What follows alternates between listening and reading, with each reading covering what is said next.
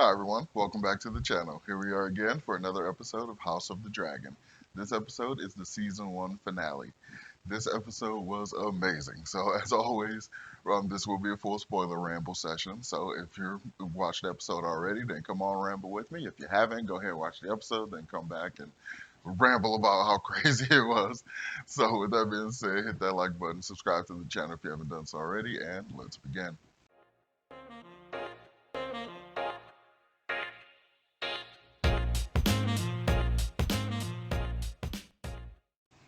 All right, so this episode was awesome. We officially got the Black Council. This show has clearly taken a side. We are clearly supposed to be on Rhaenyra's side. The way they show everything, it is completely the flip end from the last episode where it was all the Green Council, where we got all of Allison's people and like that whole thing. That whole thing felt so underhanded and like just wrong and gross and just betrayal. Like you could just feel all of it. And then on this side, you can feel the betrayed. Like you can feel the shock of, dang, we were just making up. Like we were becoming friends again and stuff. And like all this stuff, and then it happens like that. And the fact that Rhaenyra even holds on to that because they bring over terms basically saying we won't kill you and we'll give you all this stuff, just don't fight your claim and all this stuff and just go off into the shadows or whatever. And like Rhaenyra is even considering it because she is thinking about the fact that they just need to keep the realm together because war could be terrible for this whole situation. And she's just trying to continue what her dad wanted to happen, as far as just the realm being stable and everything. So she's really actually considering this. Damon is like, no, we're getting everybody together. We're going to war. This is disrespectful. This is like him losing his claim twice and then losing his by proxy claim and then insulting his wife and stuff because he does care about Rainier. But I think I can see that love is not going to last the entire like dance of the dragon because he chokes her in this episode in a way that's not loving, that's not sexual, that's just completely terrible and just not okay. It was like straight up abuse, and I didn't like it. Damon has done some terrible things this season, but that one hit me the worst. Um, but this whole episode was insane. I love how it just kind of slow rolled the setup. Like people are declaring Rhaenyra and stuff, and like declaring their loyalty when the guy shows up that escaped last episode, brings the crown of Viserys to her and stuff. The whole scene was so beautiful. I almost got a tear out of me and stuff. It was just so good. And I love how you can feel her palpable like reluctance to do any of this kind of stuff. And the show kind of is amazing in that the parallels of how it began and how it ends. The first episode was the Queen Amma dying because she couldn't, survive a cesarean section with childbirth. So it was a gruesome, terrible, heartbreaking childbirth. Like that's supposed to be something very, celebrated and happy and awesome and, looking to the future and everything. And it just ended so tragically there. And then this one, soon she finds out her dad's dead. That hits her like a gut punch. And then she finds out that Aegon's been named king. That hits her like a gut punch, and it causes her to miscarry. And it like kill. It looks like when the baby comes out, because she still has to give birth to this stillborn baby, and it's so terrible. But it looks like the umbilical cord was wrapped around his neck, so it might not just be the stress, but it was that situation. So it's like the Fire and Blood book and like all the information around the Dance of Dragons. It just says like the information hit her so hard it caused her to have a miscarriage. So this kind of adds an extra little medical layer on top of it.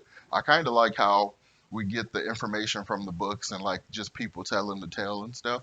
But then this is kind of given the reality of it, like how Damon's first wife, like, oh, she just fell from a horse in a hunting accident, but we see Damon actually killed her. And like how Laenor supposedly died or whatever, but we see he actually ran away. Like, so I really like the filling out of like what is the actual story as opposed to what's known in Fire and Blood as like secondhand and stuff. So, and that also goes for the huge thing that happens in this episode. So, I haven't read Fire and Blood, but I am familiar with all the videos on YouTube that tells about the Dance of the Dragons and stuff. And during the Game of Thrones original run, I was really into Dance of the Dragons and like all that kind of stuff, the history and lore of the world. So, I'm familiar with this part that happens where Rhaenyra ends up. See, in the lore though, in the Fire and Blood and stuff, it kind of comes off like Rhaenyra sends them. she's like, okay, we have to go shore up our allies and stuff. And it comes off like she sends her sons. Not so much in like the reality presented in the show. So in the show, they basically volunteer because they want to be a part of this effort. They want to help, reclaim their mom's birthright and stuff. And it just kind of comes off like she's reluctantly saying, okay, because of course they're her kids and they're both pretty young, and she's just like, no, like the youngest one is 14, and I think the other is probably like 16 or 17 or something. And we finally see the littlest one, like he's just a little guy. He's like probably 10, maybe 8 or somewhere around there. We just see him for a second.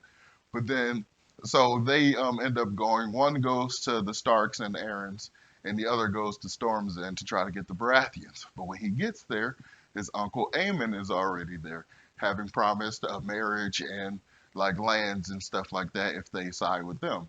And given that the current Lord of Storm's End is not the guy who pledged loyalty to Rhaenyra 20 years ago because he died, this guy feels no obligation to hold up to the oaths that his father made. So Lucerys ends up failing at his mission essentially. Like the offer is, or the push for loyalty is rejected, and he's basically told like he's got to leave. And Aemon like already starts trying to scare him. He demands that he cuts out his own eye in order for Aemon to be able to give it to his mom as a gift. He takes off his eye patch and shows that he's got a huge sapphire stuffed in the socket, and it looks so much cooler than I thought. Like I've seen art of it and stuff, and it's always like the eye is like scabbed over, and then there's just like the single sapphire like right there, kind of like a oval cut right there. But having it as a sapphire large enough to be the size of an eyeball to put into the socket where it just shows like a normal eye and it's just all blue. It's so cool. It looked really, really cool. I liked it so much. I was so happy with it. It looked really cool. And now this perspective of this event is completely changed for me because based on the retellings and the little animated blurbs and stuff that are on YouTube, it makes it sound like Eamon just was like a rogue agent. I mean, he kind of was, but like he was just going after Lucerys like just for the hell of it. But in this, he demanded he cut out his eye, and he was basically just trying to scare him. He wanted to scare him and intimidate him, and basically let him know that he's not, a match for him and that kind of thing. So when Lucerys leaves and gets on his tiny little cute dragon, oh my god. When they left and he started flying, I'm like, this kid is 14 and he looks like he's probably 10. He's a small 14-year-old. And then he's on his dragon, and he's about half the size of the dragon. So I'm like, this is an itty bitty baby dragon. I'm like, this is oh my god, it's so cute, but it's so sad. I'm like, 'cause I know exactly what's going to happen. And I'm like, it's so sad. I'm like, but they're so cute. And I'm like, they're too young. I'm like, I would have never let them go out. Like the kid's too young, the dragon's too young, they're untested. Like this whole thing. A dragon itself is a threat. So to send a kid and a dragon that young anywhere just feels like just oh my god, it just feels like such a terrible decision. And Aemon is riding on Vagar, the largest living dragon left alive. And it's like, it's just not fair. It's like a paper airplane going up against a 747. It's just not fair. And Aemon is basically just playing with Lucerys as he's trying to fly away. He's like intimidating him, doing flybys and stuff, like taunting him from dragging back and stuff. He doesn't seem like he's actually going to attack him or anything. But in so doing this, because um, Varax, I think the dragon's name, or Arax, I can't, all the X's, but Lucerys' dragon, he's young and still is kind of working on his obedience and stuff. So when Vagar's flying around and scaring him, intimidating him and stuff, it triggers his instincts. And when Vagar flies by and they try to like, because they're smaller and more maneuverable and stuff, they try to like basically cut past Vagar to get away and stuff. But the dragon freaking shoots fire at Vagar out of instinct of being like intimidated kind of stuff, and you can hear Lucerys on the back like, no, no, don't do that, control, and blah blah blah. And then like Vagar starts to freak out, and then you can hear Aemon like, no, control, control, like they keep yelling in Valerian, like trying to keep it under control and stuff. And then like he's kind of slightly losing control of Vagar, he's losing control of Arax a little bit, and then they like fly off, and then Vagar is like, nope, Vagar just chomps Lucerys and Arax completely in like three pieces. The boy is eaten by the dragon, and the dragon is like cut into three pieces and mostly eaten. And Eamon is just like, oh shit. Like, I wanted to scare him and freak him out. I didn't really want to kill him. He like, this whole war could have been stopped. There was still a chance at this point for all of this to have been stopped.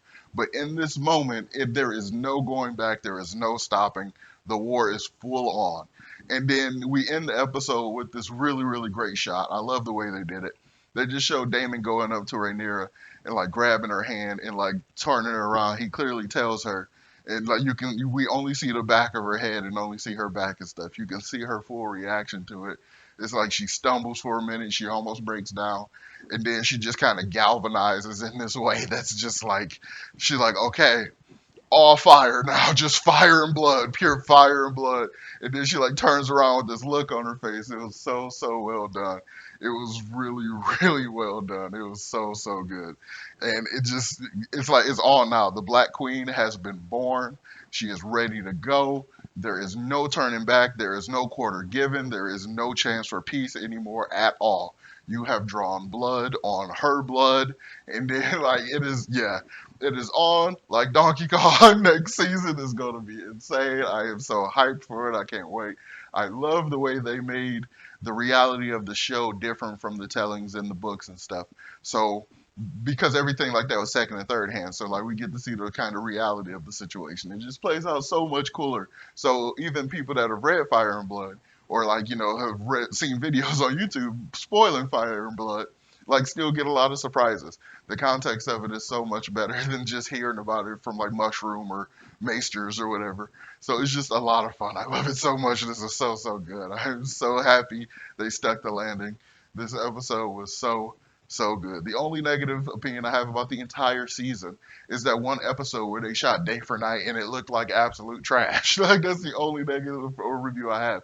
Even the time skips I got used to, and they kind of played out perfectly because we got to this point that makes so much sense that we couldn't have gotten to without all these time skips because we needed all that context that existed in those time periods. So it just works out. The way all the actors play it works, like even with the switching of the actors, it was slightly jarring for a second, but then they molded into the characters so beautifully, it just works perfectly. Like this is awesome. This is top tier fantasy right here, and I love it. I am so happy. This is like awesome, and I just hope they can keep this up for however long the show goes, because we have a definitive start and a definitive end. So there's no excuse like they had with Game of Thrones. So this just better continue to be awesome. I'm super excited for it. Let me know in the comments down below how you feel about it. Did you enjoy the episode as much as I did? Are you super hyped for season 2? Let's talk about it in the comments down below. So as always, make sure you hit that like button and subscribe to the channel if you haven't done so already, and I will talk to you all next time. Peace.